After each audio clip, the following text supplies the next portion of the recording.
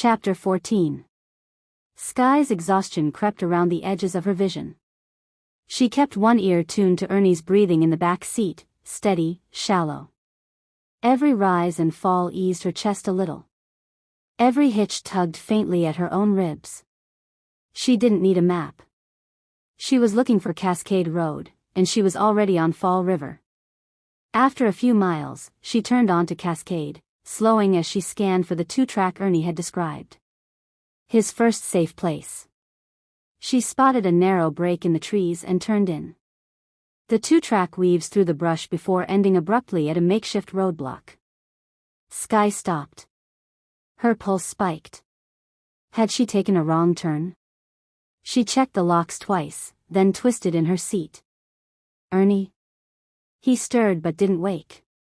Sky swallowed, worry tightening her chest, and she felt the faint ache of his fever tug at her ribs. She reached back and shook him gently. Ernie, I need you. I'm not sure if I'm in the right spot. There's a roadblock, and I'm scared. Her voice cracked. Ernie blinked awake, groggy. Where are we? I'm hoping we're at your first location. He pushed himself upright with a shaky breath, squinting out the windshield. It looks right, but I didn't put that there. Engines rumbled in the distance. Sky's heart lurched. She looked around, backing out wasn't an option. She didn't have the experience to reverse the general that far.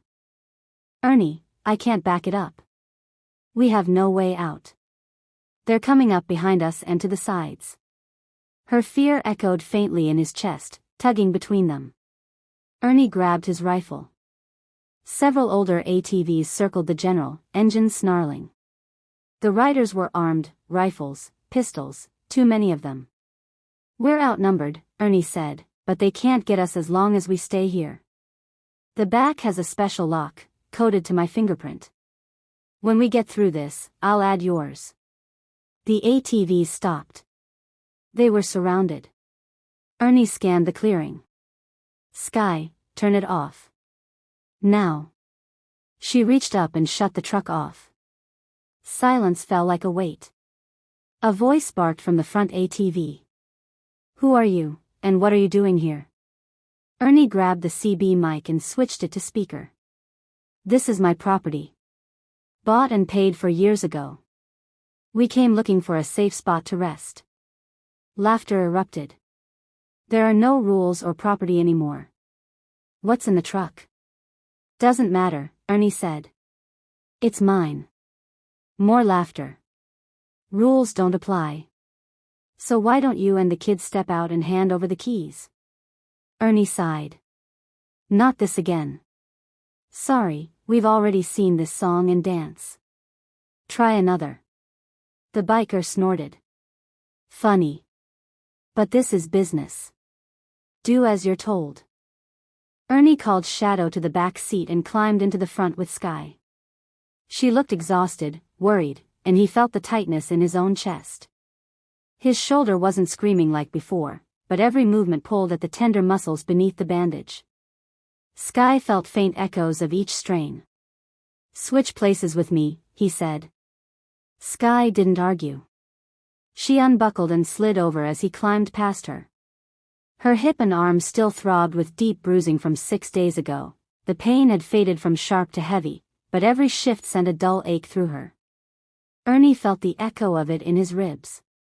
Once seated, a sheen of sweat covered his forehead, and Sky felt the faint heat pulse through her own skin. Buckle up, he whispered. She obeyed. I'm running out of patience, old man, the biker yelled. I'm about tired of these kinds of people, Ernie muttered. Determination settled over him, familiar, steady, grounding. He reached up and pressed several buttons. This starts the electric motor. The engine hummed quietly, the ATVs drowned it out. Another button. The truck shifted beneath them. Ernie flashed Sky a small smile. Augers. What the heck are you doing, old man? The biker yelled. Ernie grinned. I should have explained everything to you, but I didn't think we'd need it so soon. He flipped a monitor down from the ceiling. Then he grabbed a remote and pressed one last button. The truck vibrated as the augers drilled down, locking the general into the ground. "What the heck is that?" another biker yelled. "It's a gun. We need to get out of here," the leader shouted. "Go, and don't ever come back. If you do, I'll rip you in two." Ernie fired a few rounds into the dirt behind the lead biker. The ATVs tore off like the devil himself was chasing them. Ernie exhaled shakily, retracting the gun, raising the augers, and folding the monitor away. He turned toward Skye, ready to break the tension with something light. "Skye, you look like..." He stopped. His eyes dropped to her arms. The bruises. 3 of them. Distinct. Undeniable. One on her wrist. One on her forearm. One across the back of her hand, the exact shape of his fingers. His breath hitched. His face drained. His hand hovered in the air like he was afraid to touch her. "Skye." His voice cracked. "What happened to your arm?" She saw it hit him, the horror, the guilt, the way his chest tightened like someone had wrapped a fist around his lungs. She felt the spike of it in her own ribs. Skye shook her head immediately. "Ernie. Don't." "I did that," he whispered. "I grabbed you." "You were sick," she said firmly. "You were fevered and terrified. You didn't hurt me on purpose." "That doesn't matter," he rasped. "I swore I'd never." "Ernie." She leaned closer, steady, grounding. "Look at me." He did, reluctantly, like he was afraid of what he'd see. "I'm fine," she said. "You didn't scare me. You didn't hurt me. You reached for me because you were drowning in nightmares." His jaw clenched. His eyes burned. "I would never hurt you," he whispered.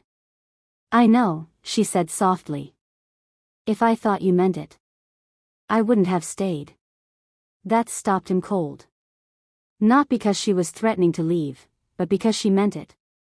Because she trusted him. Because she knew him. His shoulders sagged, breath shaking out of him. He reached out slowly, giving her every chance to pull away, and gently squeezed her hand, a quiet apology, a quiet relief. Skye squeezed back. "It's okay." He swallowed hard, grounding himself on that tiny point of contact. Then she smirked, soft but wicked. "Now, you look like crap, old man." Ernie barked out a laugh, real, startled, grateful. The tension broke like a snapped thread. "Yeah," he said, wiping his face. "I probably do." He nudged the roadblock aside and drove forward. Beer cans and food wrappers crunched under the tires. "Did they find your stash?" Skye asked. Ernie shook his head, giving her a tired little smile. "No. They couldn't get to anything." Skye blinked. "So, is there food?" "You'll see when we get inside," he murmured, that familiar tone that meant trust me. Skye felt the mirrored ease settle faintly in her chest. "So, wait and see." "Exactly." They drove up to a small shack that looked like it might fall over. Skye eyed it. "I don't think it's in there," she laughed. Ernie pulled to a stop. They listened, making sure the ATVs were gone. Shadow's ears pricked. Ernie noticed. "Someone else is out here." Skye scanned the clearing. She felt it too, that prickling sense of being watched. Beyond the clearing, she could just make out the tops of tents. "There are tents out there," she said. "I see them," Ernie replied. "I wonder if someone's still here." He grabbed his rifle. "We need to check before we go to my hiding place." Skye grabbed hers.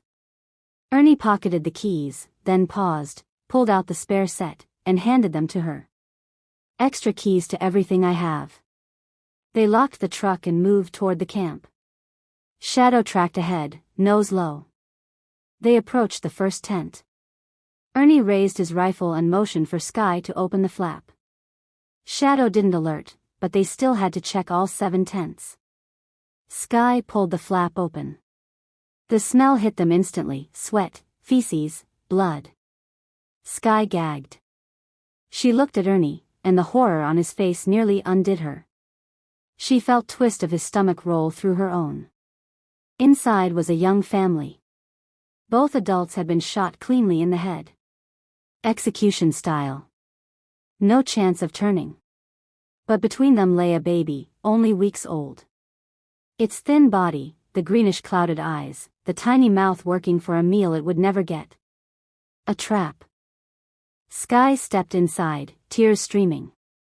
She raised her steel-toed boot and ended it quickly. The jolt of finality hit Ernie's chest like a dull echo. Ernie watched, horror etched deep. He raised a brow, a silent question. "The condition of the bodies told me whoever did this left that child to die," she said, pointing to the parents. "I think it was meant as a trap. Someone might rush in to save it and then..." Her voice broke. Ernie nodded grimly. Tent 2 held another dead couple, shot in the head. Tent 3 was empty. Tent 4 the same. Tent 5 held an older man, also shot in the head, left to rot. Tent 6, shadow alerted. Ernie raised his rifle. Skye opened the flap. Inside was a woman, bound, gagged, bruised, terrified. Ernie nodded to Skye, she might scare her less. Skye set her rifle down and raised her hands. "My name is Skye. We're not here to hurt you. If I untie you, will you promise not to run? Those ATV people are still around." The woman nodded. Skye removed the gag. "What's your name?" "Scarlet," she whispered. "My friends call me Letty." Skye cut the ropes. Letty's limbs were numb from how tightly she'd been bound. "Thank you, Skye. Who's the man with you?" "It's Ernie," he answered. "Can you walk? We need to check the last tent and get moving before they come back." Letty crawled out. "Can I come with you? I have nothing here. I think they killed Fred, my brother. The ATV people did all this." Skye looked at Ernie. It was his call. "Yeah," he said softly. "You can come." They approached the last tent. Shadow stayed alert. Skye opened the flap. Inside was a man, gagged and bound. Letty screamed. "Fred. Oh my God, I thought they killed you." She rushed in. Skye cut the bonds. They lifted him and dragged him towards the tent flap. Ernie's jaw tightened. "We'll need the truck," he said, already moving. Skye felt the mirrored spike of urgency in her chest as he jogged toward it, shoulders stiff but determined. Moments later, he pulled up and jumped out to help load Fred into the cab. He drove toward the back of the property, toward the sheer rock face and waterfall. Slowly, he approached it. Then, using the remote, he entered a series of numbers. To the amazement of both women, the cliff began to open. Ernie drove inside.